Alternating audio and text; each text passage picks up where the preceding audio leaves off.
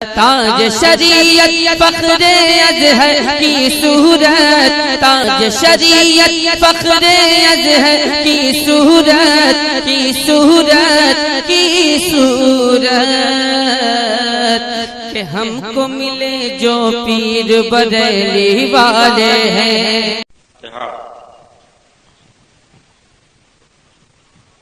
اللہ تعالیٰ کی شان حبیبہ ان اللہ و ملائکتہ یصلون علی النبی یا ایھا الذین آمنوا صلوا علیہ وسلموا تسلیما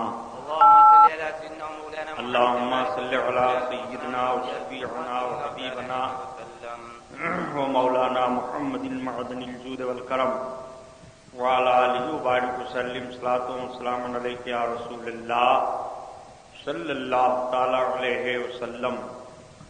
لا الہ الا اللہ محمد رسول اللہ صلی اللہ تعالی علیہ وسلم۔ الحمدللہ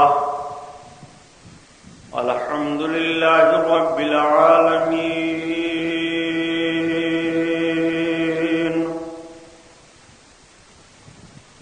والصلاة والسلام على سید المرسلین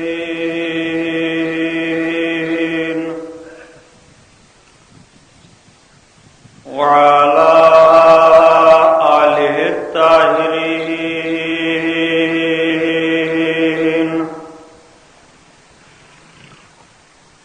وصحابہ المطہرین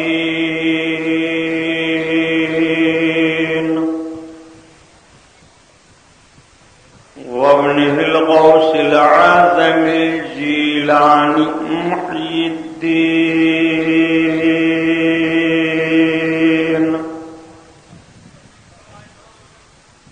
وأهل بيته أجمعين أما بعد أعوذ بالله من الشيطان الرجيم بسم الله الرحمن الرحيم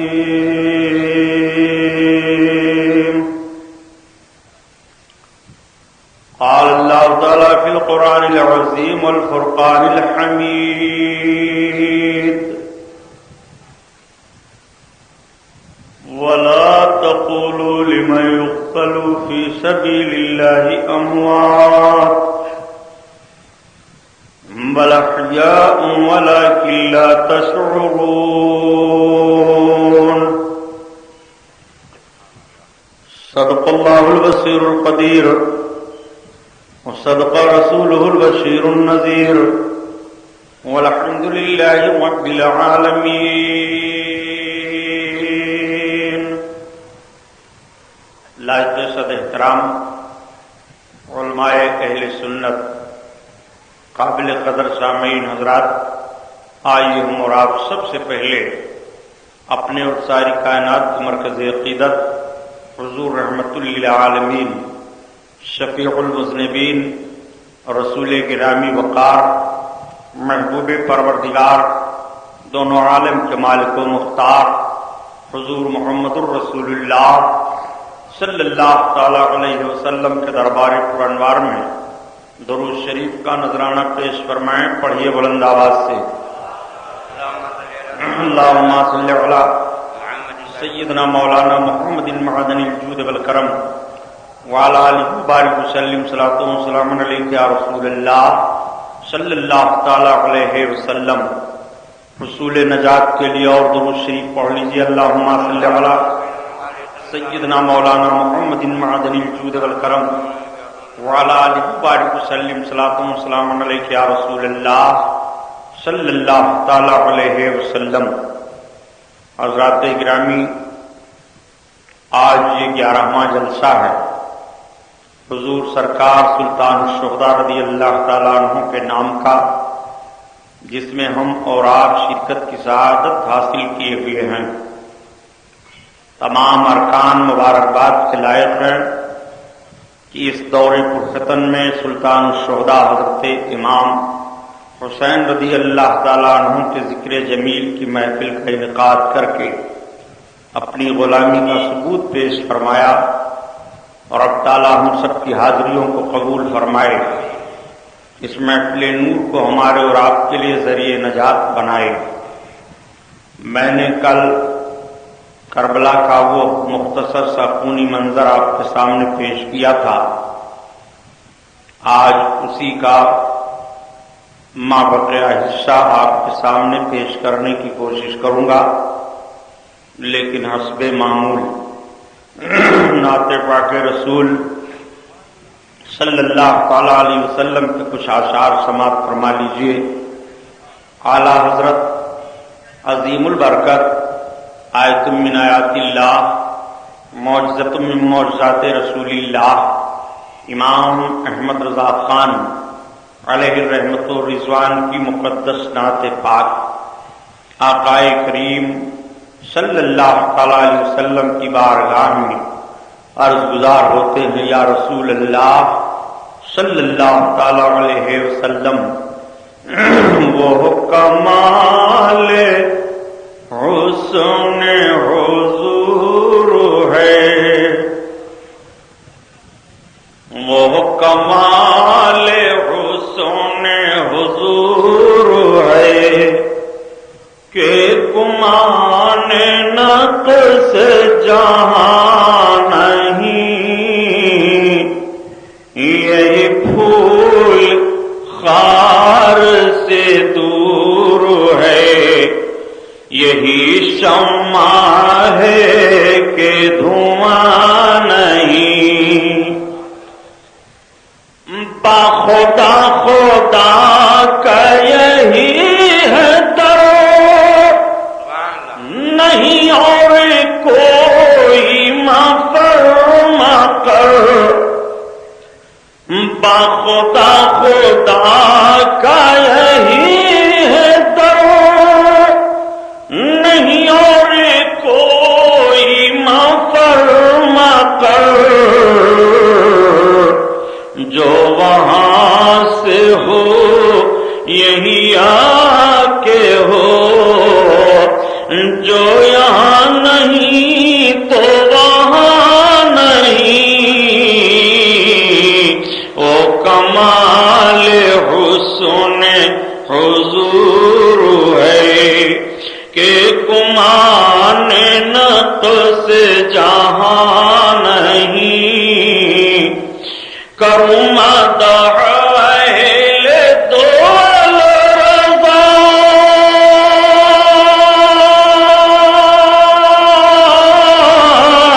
پر اس بلا میں میری بلا، پر اس بلا میں میری بلا، میں گدا ہوں اپنے کریم کا، میرا دین پارنا نہیں، او کمال حسن حضور ہے کہ گمان نقص جہاں نہیں، او کمال حسن حضور ہے۔ درود شریف صلی اللہ علیہ نبی والہ صلی اللہ تعالی علیہ وسلم، صلاۃ و سلام علیک یا رسول اللہ صلی اللہ تعالی علیہ وسلم۔ قتل حسین اصل بے مرگ یزید ہے، اسلام زندہ ہوتا ہے ہر کربلا کے بعد۔ حضرت امام عالی مقام رضی اللہ تعالیٰ عنہ کی جب شہادت کربلا کی سرزمین پر ہو گئی اور تمام یزیدی فوج حضرت امام عالی مقام رضی اللہ تعالیٰ عنہ کے جسم پاک پر گھوڑوں کے ٹاپوں کو دوڑا دیتے ہیں، نواز رسول صلی اللہ تعالیٰ علیہ وسلم کا مقدس سراپا جسم پاک کربلا کی سرزمین پر بکھر جاتا ہے۔ شام ہو جاتی ہے، یزیدی فوجی اپنے اپنے خیموں کی طرف چلے جاتے ہیں، لیکن ایک ایسی شام یہ آتی ہے جو غم میں ڈوبی ہوئی شام ہوتی ہے، ایسی شام ہوتی ہے جو بالکل ماتمی شام ہوتی ہے۔ کربلا کی سرزمین پر یہ شام کیا آئی، ساری دنیا کے لوگوں کو غم و اندوہ میں ڈبو دیا۔ کربلا کی سرزمین کی شام کی تاریخ مورد مرتب کرنے پر حیران رہ جاتا ہے کہ ایک ایسی شام تھی اور یہ کیسا المناک موقع تھا جب جگر گوشے رسول امام علی مقام اور آپ کے جملہ ساتھیوں کے جنازے کربلا کی ریت پر پڑے ہوئے تھے اور یہ ظالم آپس میں فتح کی خوشی منا رہے تھے۔ ایک طرف یہ سوچتے تھے کہ مختصر قافلہ امام حسین اور ان کے ماننے والوں کا تھا اور ہم سب اتنی بڑی جتھا میں تھے، اپنے اپنے مرداروں کو تو یہ ظالم لے گئے اور قبریں کھود کھود کر کے گاڑ دیتے ہیں، لیکن اللہ کے حبیب صلی اللہ علیہ وسلم کی نماز سے اور آپ کے جملہ ساتھیوں کے جنازے یوں ہی ریت پر پڑے ہوئے ہیں۔ رات چلی جا رہی ہے گزرتی ہوئی، اللہ کے حبیب صلی اللہ تعالی علیہ وسلم کی شہزادیاں سسک رہی ہیں۔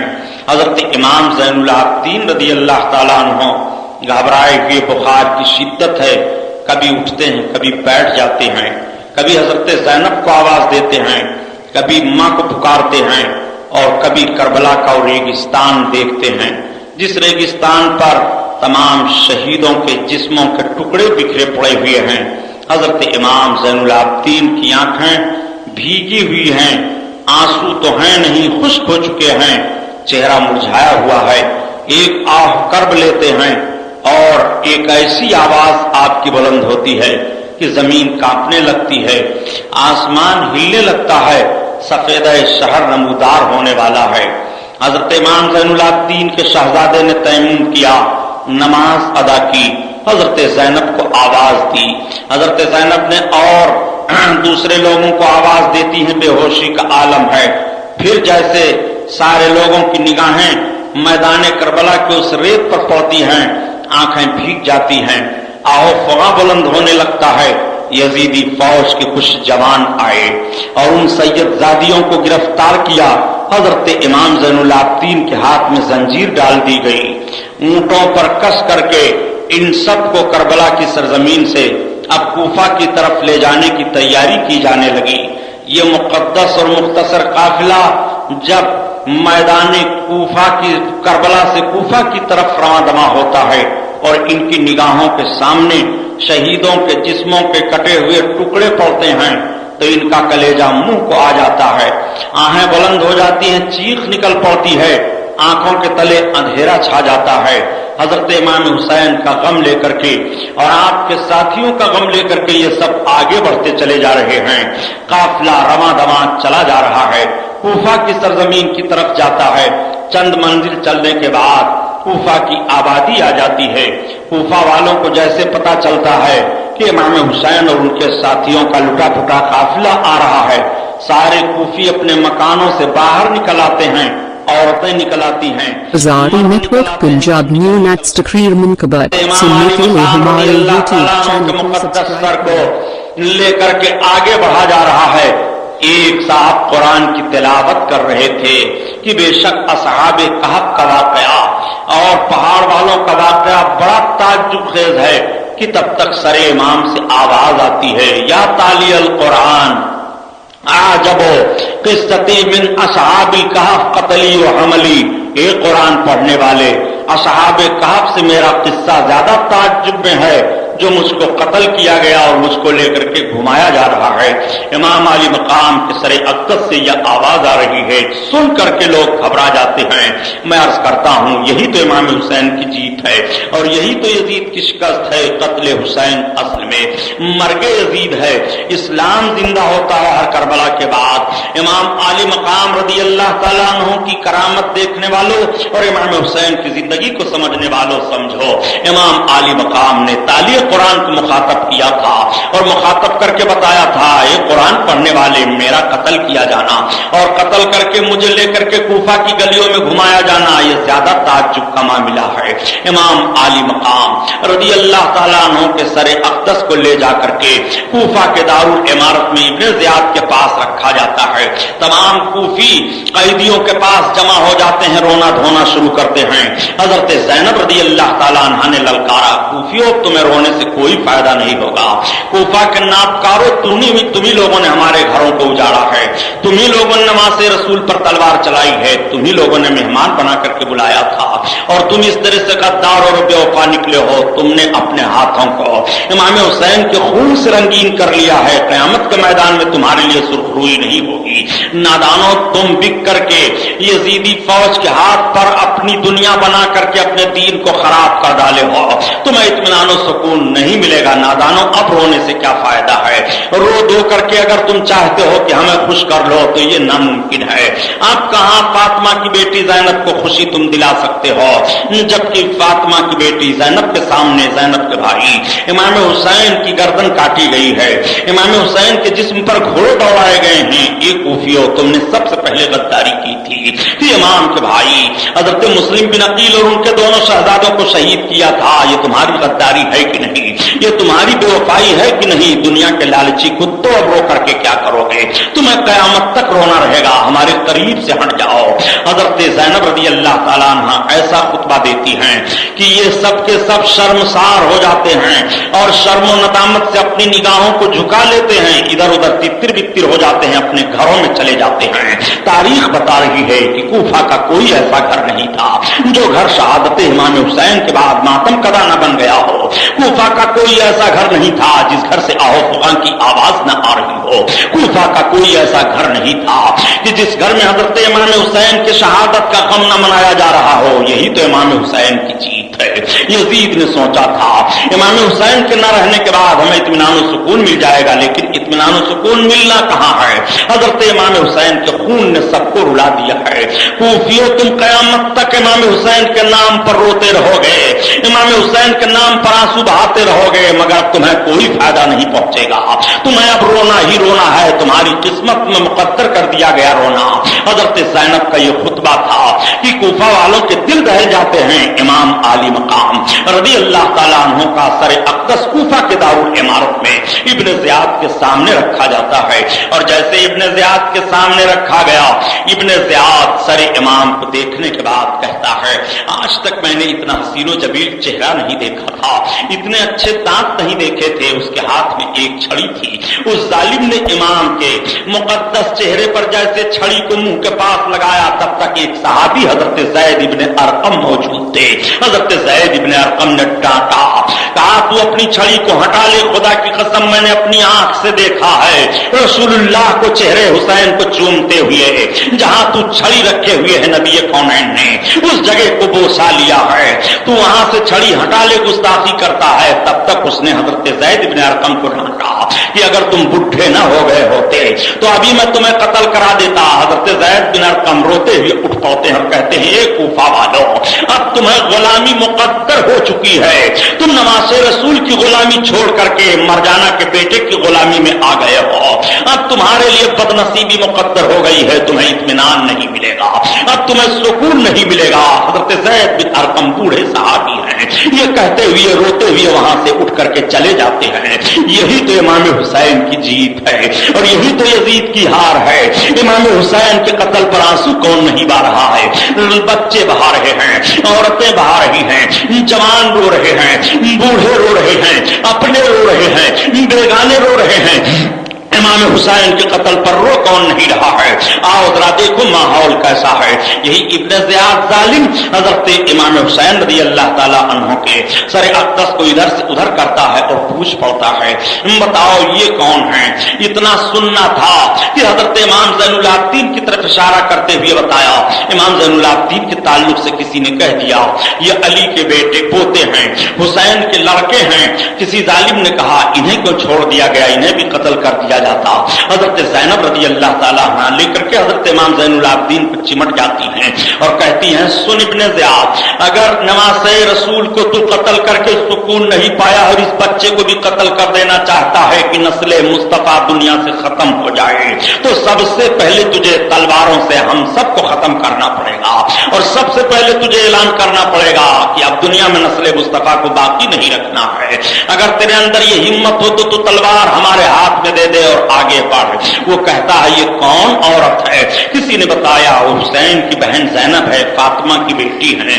ظالم کہتا ہے تبھی تو اتنی تیز ترار ہیں اور اس طرح سے بول رہی ہیں، بے حیائی کی حد ہو گئی ہے۔ شہزادی رسول کے تعلق سے ظالم کا اتنا سخت جملہ میرے دوستو، جس نے حیا کو شعبہ ایمان قرار دیا تھا، اور جبریل جس کے گھر میں نہیں آ رہے تھے حجاب کا لحاظ فرماتے ہوئے، آج رسول کونین کی شہزادی کے تعلق سے اس طرح سے ان ظالموں نے رویہ اختیار کیا ہے، بے حیائی ختم کر دی گئی ہے، ان پر حیا کا معاملہ ختم کر دیا گیا ہے۔ کتنے ظالم ہو گئے تھے کوفی، دنیا نے ان پر کس طرح سے مسلط کر لیا تھا اپنا بھوت، اور مسلط کر کے ان کے وقار کو تباہ و برباد کر دیا تھا۔ آپ ذرا دیکھتے چلیے، حضرت امام زین العابدین رضی اللہ تعالیٰ عنہ اپنی پھوپھی سے کہتے ہیں، پھوپھی جان آپ خاموش ہو جائیں، اس ظالم کو جواب میں دوں گا۔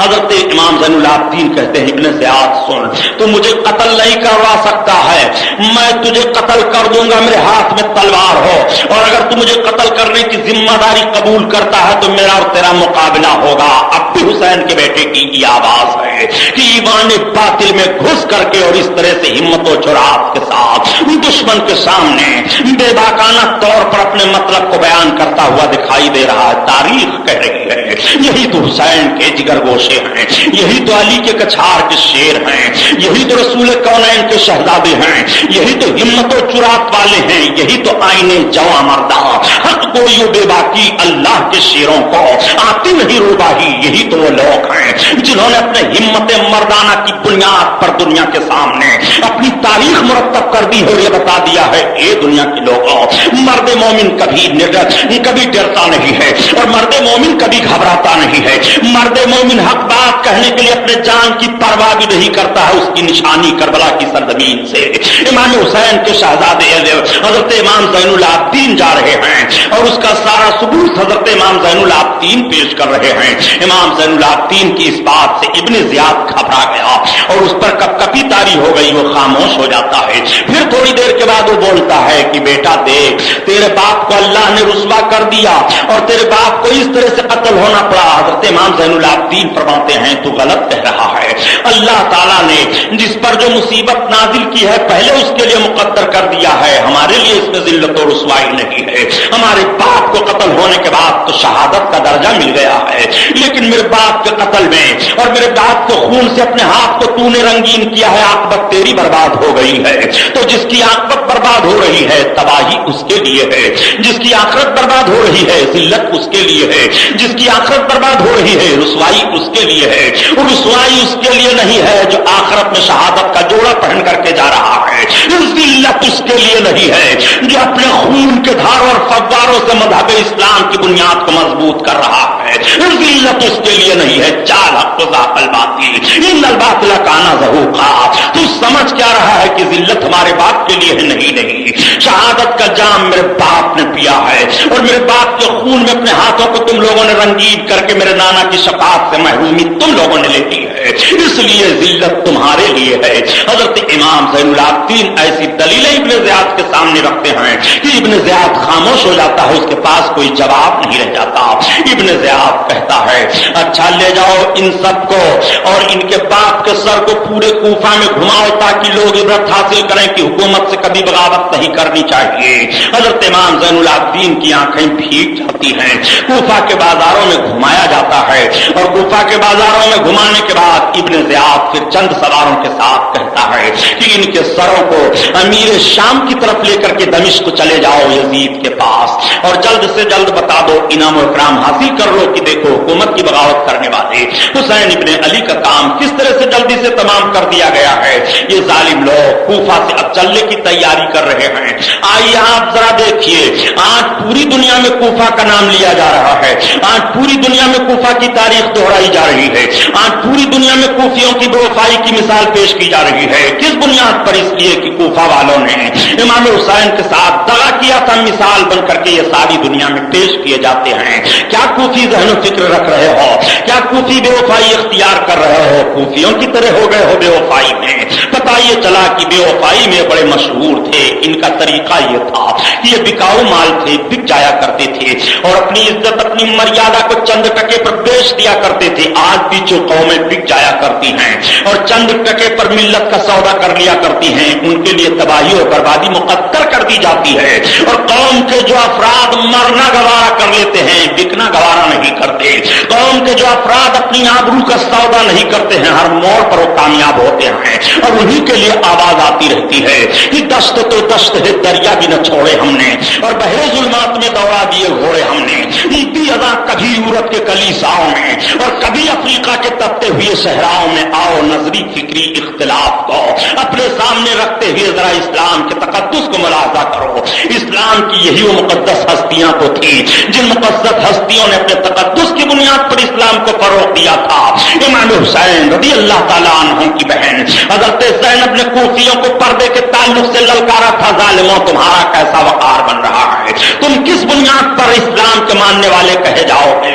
आओ, मेरे नाना का कलमा जब खालिद बिन वलीद ने पढ़ा था और हजरत खालिद बिन वलीद कलमा पढ़ करके मुल्क रूम के एक शहर पर हमला आवर होते हैं, सिपह सालार बना करके भेजे गए थे और मुल्क रूम के पादरी आए थे और कहा था, ए खालिद बिन वलीद, हम सुनने सुना है कि तुम बड़े बहादुर, बड़े जाबाज हो।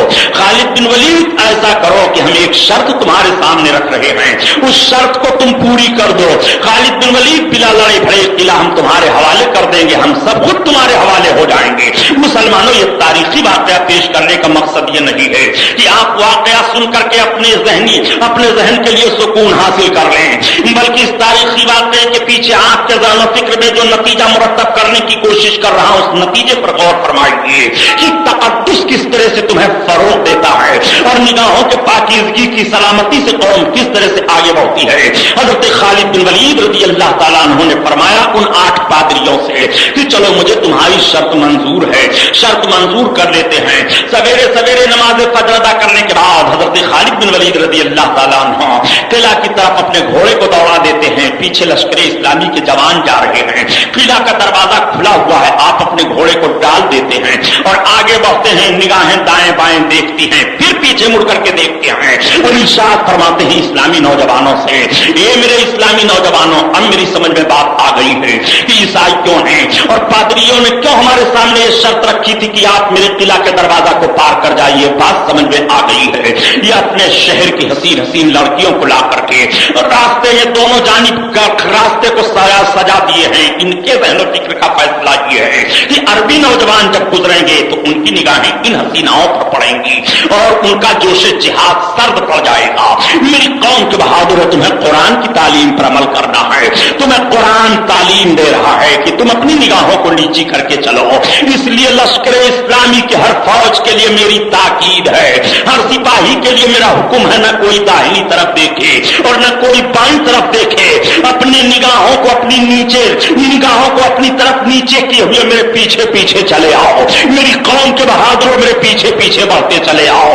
ये वही शहसवार हैं जिन शहसवारों ने कैसो कसरा के छक्के छोड़ा दिए थे। ये वही शहसवार हैं जिनकी सवारियां दरियाओं में छलांग लगा गई थी। यही वो शहसवार हैं कि जब अपने निगाहों के तकद्दुस की हिफाजत को करते हुए आगे बढ़ रहे थे तो आवाज आ रही थी कि न मुड़ करके बेदर्द कातिल ने देखा, काटते रहे नीम जा कैसे कैसे। और यही नौजवान जब आगे बढ़े हैं और निगाहों के तकद्दुस को सलामती बख्शा है तो वही पादरी हाजिर होते हैं और कहते हैं, ए मजहब इस्लामी के लश्कर के सिपह सालार खालिद बिन वलीद, अब हम तुम्हारे मजहब का कलमा पढ़ रहे हैं। हमने जान लिया कि जब तुम इतने सच्चे हो और तुम्हारे साथी इतने पाकीज़ा माहौल लिए हुए हैं तो तुम्हारा मजहब कितना सच्चा होगा। इसलिए कलमा पढ़ाओ, इस्लाम में दाखिल फरमा लो।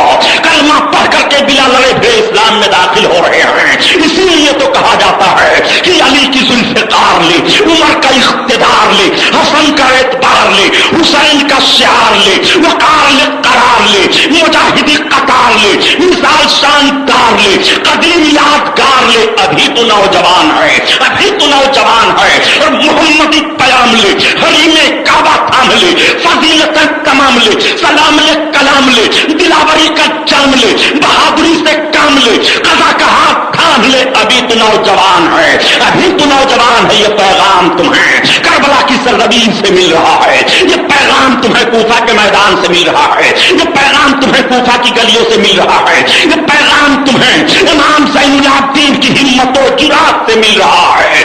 انسان کو بیدار تو ہو لینے دو، ہر قوم پکارے گی ہمارے ہیں حسین. نعرہ تکبیر، نعرہ رسالت. علامہ سبحانی صاحب قبلہ. اللہم صلی علی سیدنا مولانا محمد وآلہ. آپ کی خدمت میں پہنچیں گے. شرعی اور دینی تقاضوں کے تحت ضرورت اس بات کی ہے کہ آپ اپنی حلال کمائی کا کچھ حصہ ضرور سنی جامع مسجد کا پڑیا نگر کی تعمیر میں دیں. مسجدوں کے تعلق سے بھی بیان آپ سن چکے ہیں. مسجدوں کی حرمت کا معاملہ بھی تو تھا، سجدوں کی حفاظت کا پیغام بھی تو کربلا کے میدان سے ہے.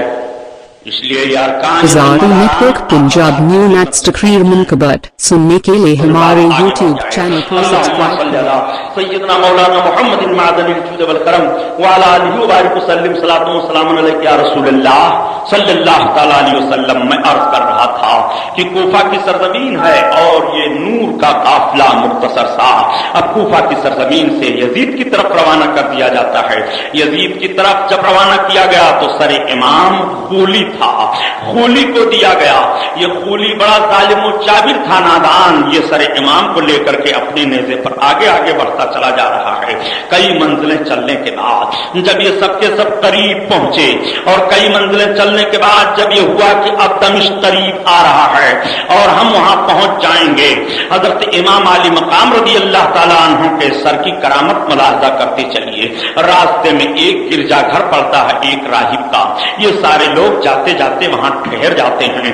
اس کی نگاہ پڑی، وہ باہر نکلا. اس نے دیکھا کہ چند لٹے پھٹے لوگ ہیں اور مختصر کٹا ہوا سر ہے. پوچھ پڑتا ہے راہب، یہ کٹے ہوئے سر کس کے تم لوگ لے کر کے جا رہے ہو؟ کسی نے بتا دیا یہ امام حسین ابن علی کا سر ہے. کہا ہو تم لوگ کون؟ کہا ہم سب ان کے نانا کی امتی ہیں. اس نے کہا عجیب مخلوق ہو تم سب، نانا کے امتی تم بن رہے ہو اور اس طرح سے تم لوگوں نے ظلم و ستم کیا ہے، اس طرح سے تم لوگوں نے اپنے رسول کے نواسے کے ساتھ غلط کام کیا ہے، تم لوگ بہت برے ہو. پھر اس نے سر حسین کی طرف دیکھا اور دیکھتے ہوئے کہا ایک کام کرو، آج رات بھر کے لیے امام علی مقام کا سر مجھے دے دو. یہ بکاؤ تو تھے ہی، امام علی مقام کے سر کو 10,000 اشرفیوں کے بدلے میں رات بھر کے لیے راہب کو دے دیا. راہب سر امام کو لے لیتا ہے اور لینے کے بعد اپنے روم کے اندر لے گیا. ایک خوشبودار چادر بچھائی، بہترین غسل دیا جو خوشبو تھی لگا کر کے اس تخت پر سر امام کو رکھ دیا اور رکھنے کے بعد زیارت کرنے لگا. نگاہوں سے حجاب اٹھ جاتے ہیں. راہب دیکھ رہا ہے کہ آسمان و زمین سے نور کی بارش ہو رہی ہے. راہب نے عرض کیا اے شہزادے رسول آپ زندہ ہو، آپ کے نانا کا دین زندہ ہے، گواہ ہو جاؤ. میں گواہی دیتا ہوں کہ آپ کے نانا نبی برحق ہے. میں کلمہ پڑھتا ہوں، اشہد ان لا الہ الا اللہ و اشہد ان محمدن عبدہ و رسولہ. راہب کلمہ پڑھ کر کے مسلمان ہو گیا.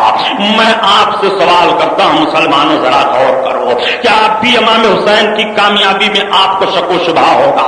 یزیدی تو 10,000 اشرفیوں کی لالچ میں سر امام کا سودا کر رہے ہیں، مگر سر امام کی کرامت ملاحظہ کرو. اسلام زندہ ہوتا ہے کربلا کے بعد. امام کا مقدس سر دیکھنے کے بعد راہب کلمہ پڑھتا ہوا دکھائی دے رہا ہے. یہی تو امام حسین کی جیت ہے اور یہی تو یزید کی شکست ہے. امام حسین حیات ظاہری سے تھے جب بھی کلمہ کا فروغ ہو رہا تھا. امام حسین کی گردن کٹی ہے جب بھی کلمہ کا فروغ ہو رہا ہے. لوگ کلمہ پڑھتے چلے جا رہے ہیں. قتل حسین اصل میں مرگ یزید ہے. اسلام زندہ ہوتا ہے ہر کربلا کے بعد. امام علی مقام رضی اللہ تعالی عنہ کے مقدس سر की वो रात भर जियारत करता रहा और जब सुबह का सफेदा फैला तो सरे इमाम को ला करके दे देता है और 10,000 अशरफियों को ला करके इनके सामने उड़ेल देता है। ये जालिम लोग सरे इमाम को लेते हैं और 10,000 अशरफियों को लेते हैं, लेकर के चले और थोड़ी दूर जाने के बाद ये हुआ कि अब तकसीम किया जाए, बांट लिया जाए। जब ये अशरफियों की थैली खोलते हैं और उसको जमीन पर गिराते हैं तो पत्थर की ठीकरियां बन जाती हैं और उसकी तरफ आयत करीमा लिखी होती है जिसका मफहूम ये है कि अनकरीब जालिम लोग जान जाएंगे कि इनको जुल्म का बदला कैसे मिलता है। और क्या ये जालिम लोग जानते हैं कि अल्लाह ताला इनके जुल्म से गाफिल है? नहीं नहीं, इस मफहूम की आयत करीमा है। ये जालिम देख रहे हैं इमाम हुसैन की इस करामत को भी कि राहिब ने कलमा पढ़ लिया है और अशरफियां पत्थर की ठीकरियां बन गई हैं, मगर इसके बावजूद इनके दिल पर दुनिया का इफरीक इस तरह से मुसल्लत था और ये नफ्स अम्मारा के शिकार इस तरह से हो गए थे कि ये समझ ही नहीं पा रहे थे हम कर क्या रहे हैं। इनकी तकदीर का मामला इस तरह से बिगड़ चुका था, इनकी जिंदगी का नशेबो फराज इस तरह से धोखा खा चुका था।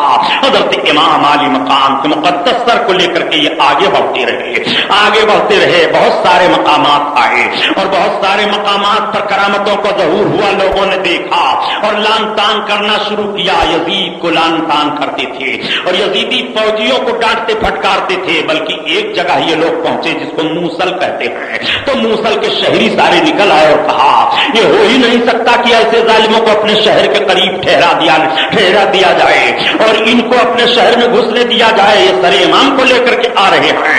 सारे शहर के लोग निकल आए, कहा खबरदार, हम किसी भी यजीदी फौज के सिपाही को अपनी आबादी में घुसने नहीं देंगे। यही तो मैं अर्ज करता हूं प्यारे इमाम हुसैन की जीत कहां कहां देखोगे। इमाम हुसैन के कत्ल का अंजाम उनके सामने आ रहा है। अल्लाह ताला का इंतकाम शुरू हो गया है, खून हुसैन का बदला जाहिर हो गया है। इमाम अली मकाम की बुनियाद पर रुसवाइयां इनके सर पर मुसल्लत कर दी गई हैं। ये और आगे बढ़ते हैं और जब दमिश्क के करीब पहुंचे तो रात हो गई थी। यही गोली मरदूद जो सरे इमाम को लिए हुए था, लेकर के सरे इमाम को अपने घर सीधे सीधे चला जाता है। रात हो गई थी। जब घर ये पहुंचा तो घर पहुंचने के बाद इसकी बीवी ने देखा मेरा शौहर कुछ अपने कपड़े में लपेटे हुए है। पूछ पड़ती है क्या लाए हो? उसने कहा सरे इमाम हुसैन को काट करके लाया हूं। बीबी रोने लगी और चिल्लाने लगी। उसने कहा तुमने गजब कर दिया, तुम्हारा बुरा हो, तुम हुसैन इब्न अली का सर काट करके लाए हो, जन्नती जवानों का सर काट करके लाए हो। और तुम्हें नहीं मालूम है कि इनकी मां का मर्तबा कितना ऊंचा है? तुम्हें नहीं मालूम है कि इनके बाप अली शेर खुदा कहलाते थे? तुम्हें नहीं मालूम है कि नवासे रसूल हैं?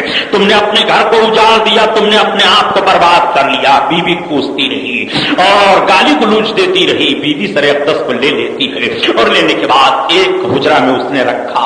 सरे इमाम की जियारत रात भर करती रही और रोती रही।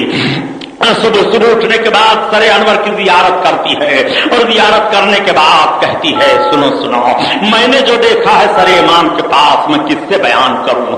होली की बीवी का बयान ये है कि मैं जब जियारत कर रही थी तो मैं देख रही हूं कि 4 औरतें आई हैं। वो 4 औरतें अपने हाथ में बारी बारी सरे अक़दस को ले लेती हैं। मैं पूछ पड़ती हूं ए मखदूम कायनात बताओ कौन हो? तब तक आवाज आती है ए बेटी तूने मेरे बेटे के सर का एहतराम किया है, इसलिए मैं तुम्हें बताए देती हूं कि मैं कौन हूं। मैं फातिमा हुसैन की मां हूं। इतना सुनना था। मैं पूछ पड़ी ये कौन है? तब तक आवाज आती है ये मेरी मां हजरत खदीजतुल कुबरा हैं, ये हजरत मरियम हैं, ये हजरत आसिया हैं। तब तक ये बातें हो ही रही थी कि वो नूरानी रूहें उनके सामने से गायब हो जाती हैं।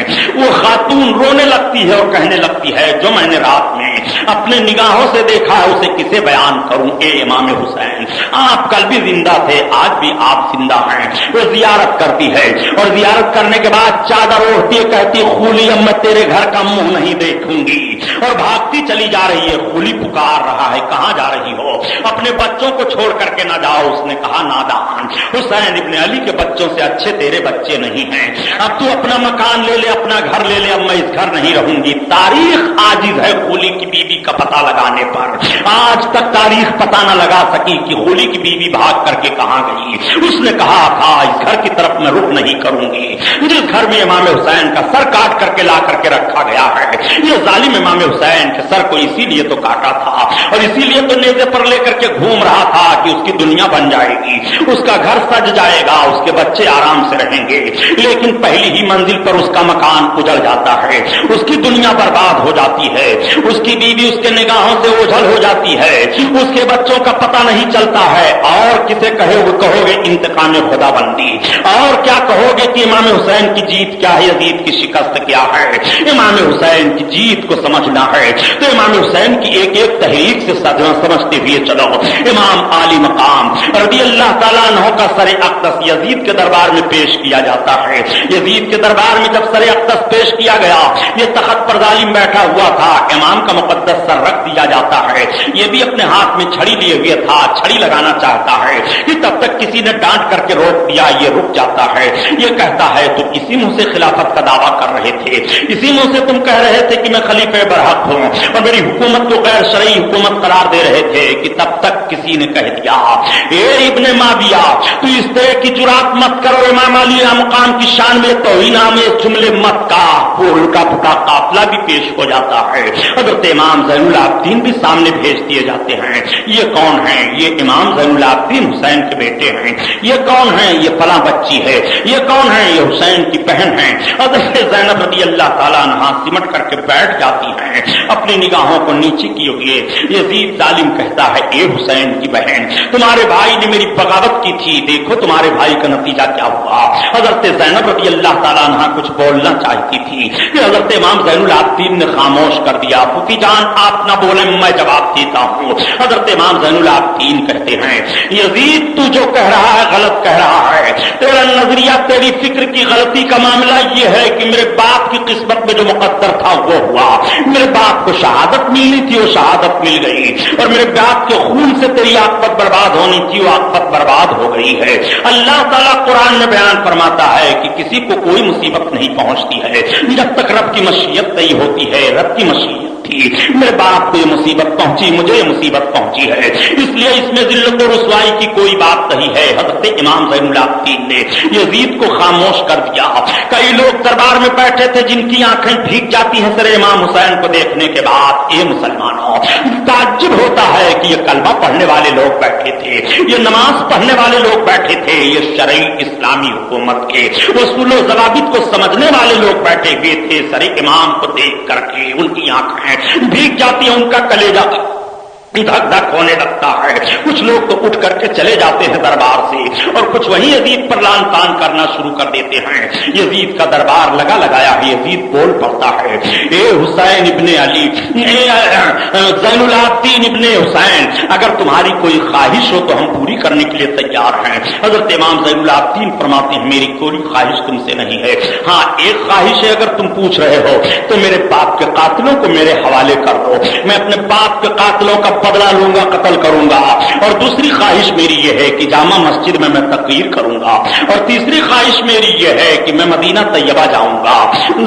यजीद ने कहा ठीक है, ये तुम्हारी दोनों ख्वाहिशें तो मैं पूरी कर रहा हूं, लेकिन तुम्हारे बाप के कातिलों को हवाला करने के लिए मेरे लिए दुश्वारी है। यजीद भरे दरबार में पूछता है बताओ हुसैन इब्ने अली का सर किसने तन से जुदा किया है? अब हर कोई इनकार कर रहा है, यही तो इमाम हुसैन की जीत है।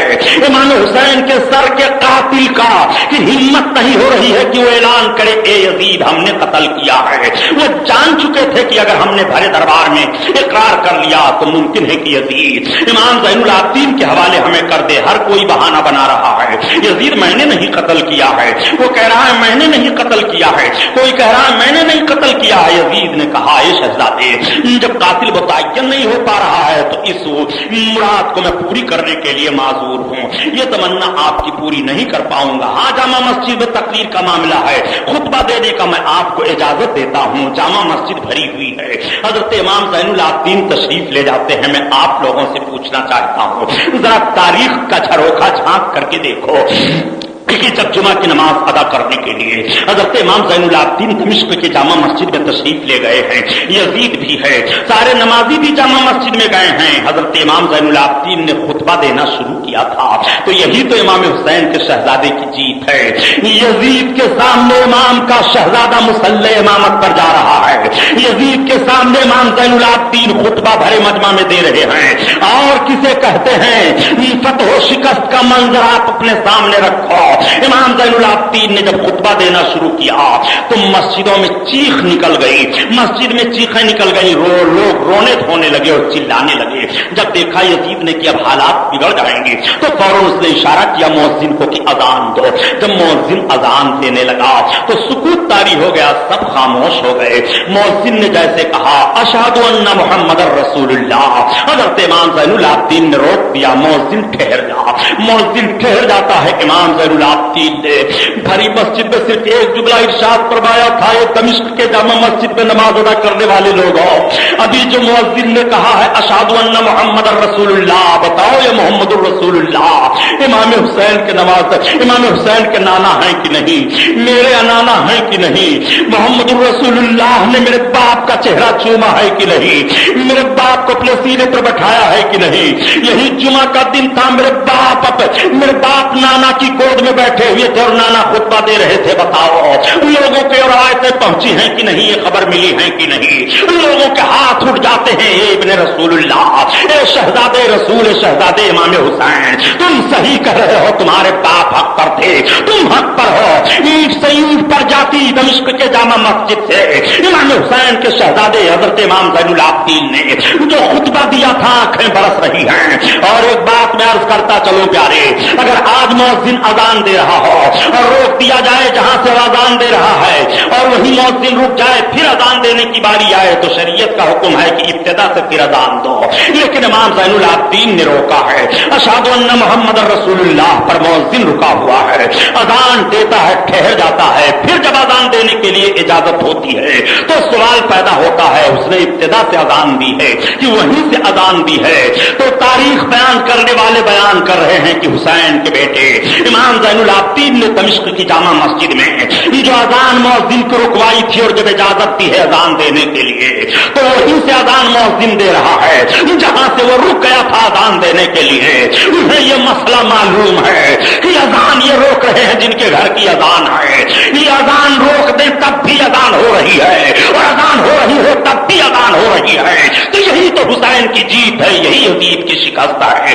कत्ल हुसैन असल में मर्गे यजीद है। इस्लाम जिंदा होता है हर करबला के बाद। आओ देखो, मिजाज समझो, शहजादे रसूल की अजमतों का डंका आज भी सारी दुनिया में बज रहा है और कयामत तक बजता रहेगा।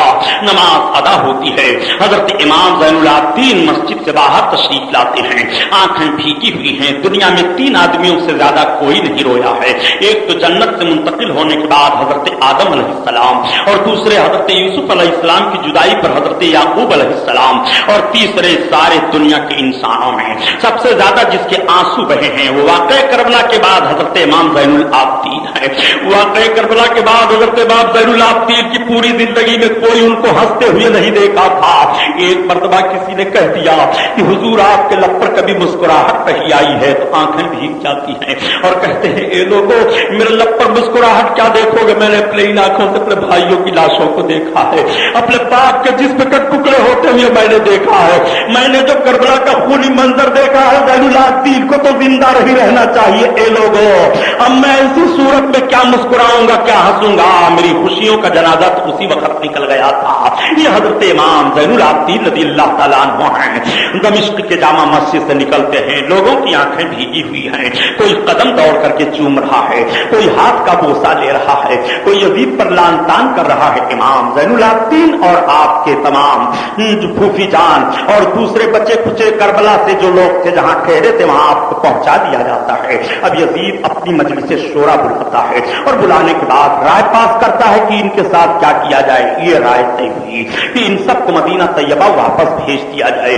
चुनांचे 20 आदमियों का काफिला तैयार किया जाता है और 20 आदमियों का काफिला तैयार करने के बाद नौमान बिन बशीर की क़यादत में उस काफिले को दे दिया जाता है। नौमान बिन बशीर बड़े ही मुहिब्बे अहले बैत थे और एहतराम करते थे, रास्तों से वाकिफ थे, उनकी जिम्मेदारी सौंप दी जाती ہے دمشق سے یہ لٹا پٹا قافلہ مدینہ طیبہ کی طرف روانہ کر دیا جاتا ہے. امام زین العابدین حضرت زینب اور دوسرے جو بچے تھے سب کے سب چل دیتے ہیں. جب دمشق سے چلے تو حضرت نعمان بن بشیر پوچھ پڑتے ہیں یہ بتاؤ آپ حضرات جدھر سے چلنا چاہو ادھر سے ہم لے چلیں گے, اگر کربلا سے ہو کر کے چلنا چاہتے ہو تو ہم کربلا سے لے کر کے چلیں گے, ورنہ مدینہ جانے کا ایک راستہ دمشق سے اور ہے.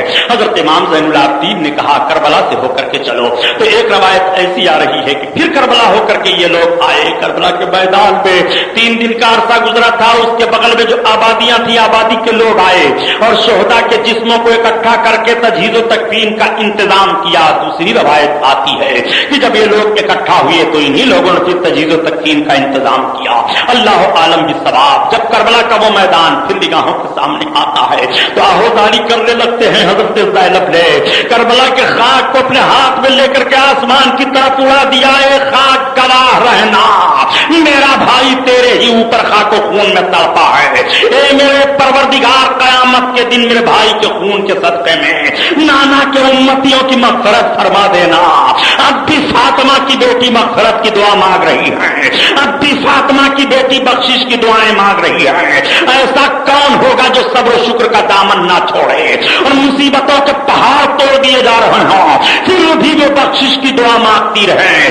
واقعی یہ حسین کی بہن ہی کا حق ہے, یہ فاطمہ ہی کی بیٹی کا حق ہے, یہ نبی کے گھرانے ہی کا حق ہے. اسی لیے تو اعلیٰ حضرات عظیم برکت فرماتے ہیں نبی کے گھرانے والوں کو تم دیکھو گے کیا, نبی کے گھرانے والوں کی عظمت کا حال پوچھو گے کیا, نبی کے گھرانے والوں کا معاملہ تم سمجھو گے کیا. خدا کی قسم ان کا حال تو یہ ہے کہ جدھر ان کی نگاہیں اٹھ جاتی ہیں کائنات پلٹ جایا کرتی ہے, جس پر یہ نگاہیں شفقت ڈال دیا کرتے ہیں تقدیر بدل جایا کرتی ہے. انہی کے دامن کرم سے تو ساری دنیا کے لیے بھلائیاں ہیں, انہی کے دامن کرم میں لپٹنے سے تو روزیوں کی میں کشادگی ہوتی ہے, انہی کے دامن کرم میں لپٹنے سے تو زندگی کی بہاریں حاصل ہو جاتی ہیں, انہی کے دامن کرم میں لپٹنے سے تو عرفان کی منزل حاصل ہو جایا کرتی ہے, انہی کے دامن کرم میں لپٹنے سے گناہوں کے معافی کا پروانہ مل جایا کرتا ہے. نبی کے گھرانے والوں کی عظمت کا وہ حال ہے. آؤ ذرا دیکھو یہ نورانی قافلہ مدینہ طیبہ کی طرف رواں جا رہا ہے. یہی وہ قافلہ تھا جب قافلہ آیا تھا تو کس شان سے آیا تھا, اور یہی قافلہ جا رہا ہے تو علی اکبر نہیں ہے, یہی قافلہ جا رہا ہے تو علی اصغر نہیں ہے, یہی قافلہ جا رہا ہے تو قاسم نہیں ہے, یہی قافلہ جا رہا ہے تو حبیب ابن مظاہر نہیں ہے, یہی قافلہ جا رہا ہے تو مسلم ابن اوسجا نہیں ہے, یہی قافلہ جا رہا ہے تو ظہیر ابن قیم نہیں ہے, یہی قافلہ جا رہا ہے تو عباس علم بردار نہیں ہے, یہی قافلہ جا رہا ہے تو عثمان ابن عقیل نہیں ہے, یہی قافلہ جا رہا ہے تو عبداللہ ابن عقیل نہیں ہے, یہی قافلہ جا رہا ہے تو عبد الرحمان ابن عقیل نہیں ہے, یہی قافلہ جا رہا ہے تو یہ شہسوارانہ جنات نہیں ہے. قافلے میں سونا قافلہ چلا جا رہا ہے, روتا ہوا قافلہ چلا جا رہا ہے, یہ قافلہ غم اندوہ کا پہاڑ بنتا ہوا چلا جا رہا ہے. جب مدینہ کی وادی قریب آتی ہے تو آنسوؤں کی لڑیاں جھڑی لگ جاتی ہے, جب نانا جان کا گنبد دکھائی دیتا ہے تو کلیجے حلق سے باہر آتے ہیں, جب نانا جان کے گنبد پر نظر پڑتی ہے روضہ انور کی زیارت کرتے ہیں تو مچل جاتے ہیں. مدینہ طیبہ کے لوگوں نے سن لیا تھا حسین کا لٹا پھٹا قافلہ آ رہا ہے, عورتیں باہر نکل آتی ہیں, بچے ماں کی گود سے اچھل پڑتے ہیں, اے مائیں ہمیں دکھا دو وہ حسین کا لٹا ہوا قافلہ کون سا ہے, علی اکبر نہیں ہے وہ کون سا قافلہ ہے, اصغر شہید کر دیے گئے وہ کون سا قافلہ ہے, اے ماں ہمیں دکھا دو امام حسین کا وہ کون سا قافلہ ہے جو کربلا کے میدان سے واپس آ رہا ہے. عورتیں رو رہی ہیں, آنسوؤں میں آنسوؤں کو جذب کر رہی ہیں, نوجوانوں کا کلیجہ منہ کو آ رہا ہے, بے ہوش ہو کر کے گر پڑ رہے ہیں. مدینہ میں ایک کوہرام برپا ہو گیا ہے. یہی مدینہ والے نماز رسول کو اپنی بھیگی پلکوں کی چھاؤں میں واپس کیے تھے, مگر یہی مدینہ والے آج امام حسین کا چہرہ دیکھنے کے لیے تڑپ رہے ہیں. امام زین العابدین پہنچے, اونٹ سے اترنے کے بعد روضہ رسول اللہ پر حاضر ہوتے ہیں, بے قرار ہو کر کے گر پڑے, لالا جان اپنے حسین کو دیکھو, نانا جان ہماری حالت کو دیکھو, نانا جان ہمارے اوپر کون سی مصیبت آئی ہے دیکھو. حضرت زینب رضی اللہ تعالیٰ عنہ کھڑی ہو جاتی ہے, اے نانا آپ کے ناصے پر کیا مصیبت گزری ہے آپ دیکھتے رہے ہوں گے. قافلہ کے لوگ ایک ایک کر کے نانا کے حضور اپنی فریاد پیش کر رہے ہیں اور اپنا سارا معاملہ پیش کر رہے ہیں. آواز آتی ہے, اے رسول اللہ کے گھر کے لوگوں تم صبر کرو, ان اللہ مع الصابرین, اللہ صبر کرنے والوں کے ساتھ ہے. بیٹی زینب رو نہیں, رونے کا وقت ختم ہو گیا ہے. زین العابدین ہو نہیں, میں نے اپنے حسین کے ہر کارنامے کو ملاحظہ کیا ہے.